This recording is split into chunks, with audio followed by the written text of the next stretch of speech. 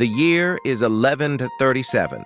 Chang'an breathes steam and incense as lanterns ignite along the imperial wall. Inside the Bureau of Astronomy, a bronze tower stands taller than any soldier. Gears the size of coins spin in silence, driven only by falling water. A metal bird on the roof spreads its wings and sings on the hour. Courtiers watch as if the cosmos itself has been harnessed into metal. The machine belongs to Su Song, astronomer, engineer, and imperial minister. He calls it the Hun Tian Yi, the Heavenly Clockwork Tower. It does what no device on Earth has done before: measure time and the stars together. Water flows through hidden pipes, turning wheels that move a celestial globe. Each tooth of every gear is filed by hand to match the motion of the sky. Above, rings engraved with constellations glide like planets around the sun. Outside China, Europe still counts hours with candles and sand. Here, time is liquid, falling, measured, and reborn with each drop. The emperor believes whoever controls time controls order itself. Su Song's machine is not just science. It is state power in motion. Officials bow each morning as the tower chimes, a ritual of obedience to precision. He documents every mechanism in his book, Xin Yixiang Faiyao, engraved for posterity. He writes that a machine must mirror heaven without error. Whispers spread through the court. If the tower fails, perhaps the dynasty will too. Late one night, the tower groans, a low metallic ache beneath the stars. Su Song descends the spiral stairs with a lamp, ink spattering his sleeve. He finds a gear slipping out of alignment, teeth bent by a jam of silt. He cleans the water channels, but the flow has changed. Someone has tampered with the valves, a deliberate error in time itself. He looks up through the shaft of steam and realizes his invention has made him a target. At dawn, Su Song gathers his engineers inside the bronze tower's echoing hall.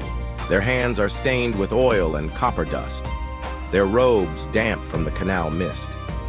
Each man has built a piece of the heavens, yet none dare speak above a whisper. Li Shan forged the escapement that turns falling water into measured rhythm. Chen Hao cast the ring that maps the moon's orbit with flawless geometry. Together they built the empire's beating heart, but now it beats unevenly. Su Song orders the valves reopened, his voice calm though fear grips him. Courtiers watch from behind silk curtains, measuring the engineers more than the machine. Rumors say jealous officials from the Ministry of Rights want the project destroyed. They call it arrogance, a machine that mimics the order of heaven itself.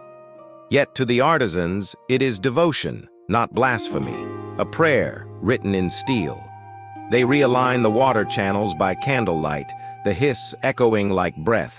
Sparks leap as a bronze cog slips from a worker's hand and clatters onto stone. Outside, thunder rolls, a summer storm breaking over Chang'an's tiled roofs. The emperor demands to see the tower function by sunrise.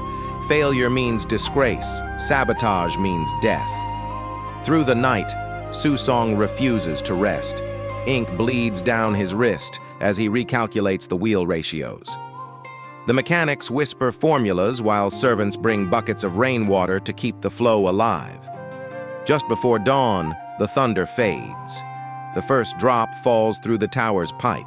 A gear turns once, hesitates, then continues. Smooth, perfect, alive again. Bells ring through the courtyard. The emperor smiles, unaware of the danger averted. Su Song bows, hiding exhaustion and the knowledge that someone had tried to stop him. The court applauds the miracle of metal, but the engineers exchange wary glances. That night, guards find boot prints in the mud by the canal, prints that lead nowhere. Su Song locks his workshop and seals his notes inside lacquered chests, sensing the future tightening around him. Centuries pass. Dynasties rise and collapse like sandcastles under the Yellow River's floods. The tower vanishes, dismantled for war bronze, its gears melted into arrowheads. Susong's name fades from court records, his diagrams scattered across provinces. But fragments remain, charred pages hidden in monastery libraries far from the capital. In 1951, archaeologists in Kaifeng uncover a bundle of scrolls sealed inside a clay jar. Among them, a fragile text titled Xin Yixiang Fayao, the same name as Susong's manual. The ink is faded, but the drawings are precise. Gears, shafts, and a chain of buckets for water flow. Historians compare it to European records from the 1300s and realize Susong's design predates them by 2 centuries. In Beijing's Palace Museum, researchers feed the scanned drawings into an AI model of ancient mechanics. The program reconstructs the tower digitally, every gear rotating as the song engineers intended. When the simulation runs, a bell chimes exactly once every quarter hour of solar time.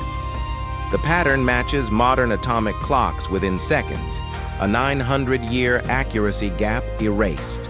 A replica is built in Hangzhou University's Mechanical Engineering Lab.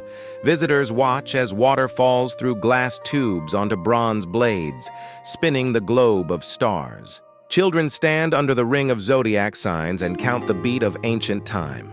A historian from the British Museum notes that Europe's earliest gear clocks appeared 200 years later. The evidence forces a rewrite of the global timeline of mechanics. For the first time, credit shifts east. Yet the question remains, why did this revolution stop where it began? Why did China not industrialize when it already mastered precision? Documents suggest an imperial edict after Susong's death ordered the tower taken apart. The reason given, to save resources for defense against the Yurkin invasions. But some scholars suspect a deeper motive, fear of machines that challenged divine order. Whatever the truth, the manual survived, while the machine did not. And 9 centuries later, its gears turn again, not by water, but by memory. By 1140, the bronze tower was gone, its gears scattered, its canals filled with silt. The Bureau of Astronomy returned to paper charts and human calculators. Susong died believing his clockwork cosmos would live beyond him. Instead, the empire buried it under bureaucracy and fear. In Europe, monks began sketching weight-driven clocks, centuries behind, yet unopposed. When their gears turned, they thought they were inventing the future. They never knew that a tower in China had already beaten them to it. If the design had spread west, the Renaissance might have come from Chang'an, not Florence. Factories could have risen beside rivers long before the industrial age. Empires might have built observatories instead of cathedrals. The idea of time as mechanical, not divine, could have changed the world's faith in reason. Instead, the tower's memory drifted like mist over lost canals. Its manual slept through wars, dynasties, and revolutions. Every rediscovery felt less like invention and more like remembrance. Today, engineers rebuild its mechanisms in labs lit by digital light. Each simulation hums with the same rhythm of falling water. What was once a forgotten experiment is now a mirror of modern science. The gears still turn, not in metal, but in code, alive again through curiosity.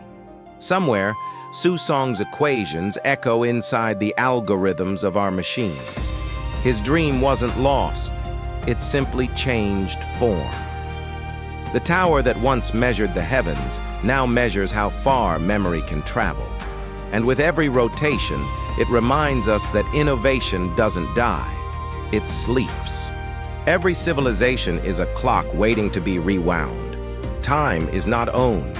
It is only borrowed from those who built it first. If stories like this still echo through time, help us uncover the next one. Subscribe.